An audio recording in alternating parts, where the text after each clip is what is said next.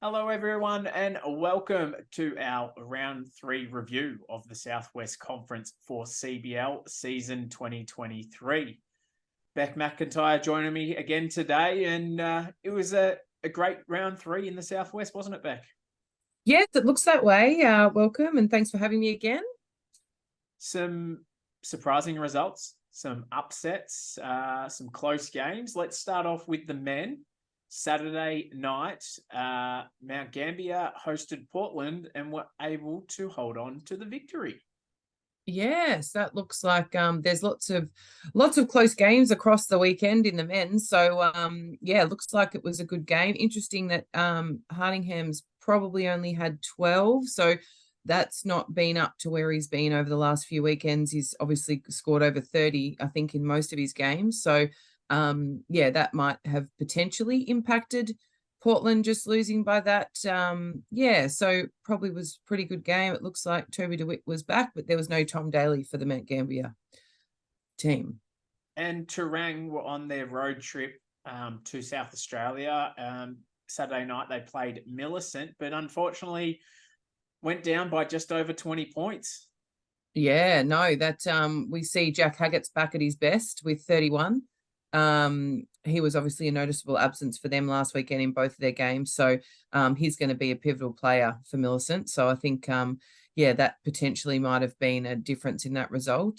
Jack Bartlett's had a good game as well for Terang by the look of it. But yeah, always hard to beat there too at Millicent. We know on a Saturday night that place would have been rocking. Yes, I've seen some photos, and the crowd looked like it was an enjoyable atmosphere, that's for sure. And there might have been a few beverages drank. That's for Millicent to tell us that story. But Terang travelled there, and then on the way home they were pulling into Mount Gambier, which we'll get to in a minute. But a 1 point game on Sunday, Colac against Ararat. Ararat took the W. Jezza Wood shooting 19 obviously was the standout for Ararat. Yeah, and look, it's a credit to Arat with their, their development team. I'm pretty sure that Reese as the coach has made it pretty clear that that's what it's about for them this year. So for them to come out and be competitive and obviously, get over the line in 1 point game wins, that that you can't buy that kind of experience for this team. So, exciting for them for the future as well as for the rest of the season, what they can pull off. And then the exciting times for Terang, the bus ride back from Mount Gambier would have been sensational to be on. They walked out of the ice house 2 point victors over Mount Gambier, and Riley Hutchins obviously stole the show shooting 25. Yeah, look, absolutely. And we've all had to walk out of the ice house many a times, I think, potentially not with the win. So coming out of there with the win, I think yeah, that Terang bus probably would have been rocking. But to back it up after a 20-point loss against Millicent and then to come out and to beat Mount Gambier, what a game. And Terang can do that. They're just, as we were saying earlier, they're underdogs and they like it that way, and they come out fighting. So good on them for backing that up. It's a tough road trip, and yeah, to come off with at least one win, they'd be pretty happy with that, I reckon. You definitely got to be happy with a 1-1 split as a minimum for the SA trips. So you can't be complaining for Terang after round three. And the Horsham Hornets travelled down to Hamilton and walked out with a 30 odd point win against Yeah, Hardington. yeah. Look, unfortunately, I wasn't able to make it down there yesterday, but yeah, they've led the whole way. It looks like, and yeah, they obviously had a couple of their inclusions back in with Mitch Martin, and Max Bryan and a couple of other players. So yeah, it looks like Mitch has had 16. Aussie, who's being the consistent player for us at the minute, he's definitely leading the way. Aussie McKenzie with 19, and then Cody Bryan, who is also stepping up, is 18 points. So they're our three, I would say, top players in our team. And looks like they were supported by Tarkin Bembo again with 8 points. He's one of our juniors that has come through the Horsham representative program. And for him to step up into, a full position in the team is a credit to him. And yeah, it's exciting. Matty Lovell, he's come out with 16. So, they've had some good scores there, but they would have had a good game against Hamilton over there and a big crowd. So Looks like Joshua Miller for Hamilton shooting 26. caused Horsham some trouble, I should say. Yeah, and he's a young player, and yeah, obviously, come out and had an absolute ripping game. It's interesting the scores, even though 105-71, it would have still been a really competitive game to watch, even with the 30-point deficit, because when teams are scoring that much, it's fun to watch, and 71 points, I couldn't imagine Scotty probably being happy with them, allowing them to score 71. So it might be defense work on the track this week for the Horsham Hornets. A bit like the women's team last Yes. week. They need to Yeah. work on their defense, eh? All So defense. we'll take a quick look at the ladder, and Horsham sit on top in the men with a 3-0 record. So they're the only team who are undefeated still at this present time.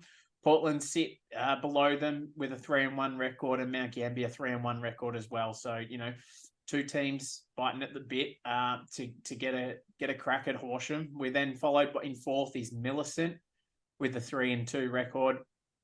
Ararat 2-2, Warrnambool and Terang are both sitting 1-2, and Colac and Hamilton haven't been able to get on the winners list just yet. So it'll be really good to see when Colac battle Hamilton later in the rounds to see which team's going to get onto that winners list first. Yeah, absolutely. And look, it's definitely separating itself a little bit. But as we said, with Terang coming out and getting wins like they have, and, Ararat with those wins, that second half of the ladder, anything can happen. And they're going to have some really strong and competitive games there, which will be good. So, yeah, looking forward to seeing how it pans out. And there was only one game in the women's this week. Portland travelled across to Mount Gambier and were able to walk out of the ice house with a W. And obviously, Millie Jennings shooting 20 has caused the Lakers some issues. Yeah, look, it looks that way. Obviously, Portland have got a massive list. You've got their full 12 on the floor.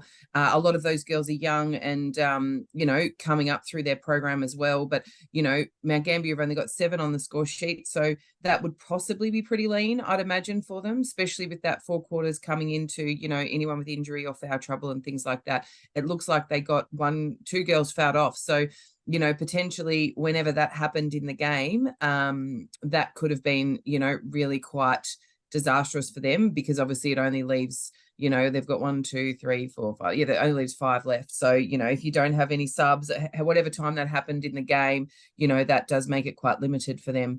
But yeah, it looks like it would have been a ripping game. And as we said, to walk out of the ice house with a win is always something that all of us Victorian teams desire to do. We take a quick look at the ladder now. The ladder hasn't changed much. We've got Horsham still sitting on top. They had the week off. They're 1-0. Millicent had the weekend off as well, so 4-0. So them two teams haven't moved. Portland were able to get their first victory, so they're now 1-1. Warrnambool sitting in fourth to round out the top 4, followed closely by Mount Gambier and Colac. So 3 teams there haven't hit the winners list yet, but I'm sure a few more games coming up in the rounds to come will we'll start to see that ladder take some shape.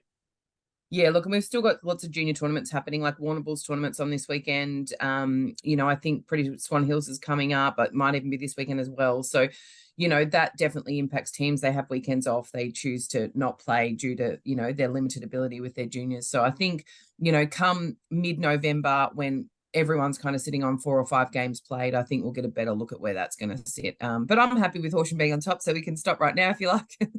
Horsham on top in both the men's and women's currently. Take a photo of it. Take a photo of later that. in the season and see if it's going to be sitting the same way, hey?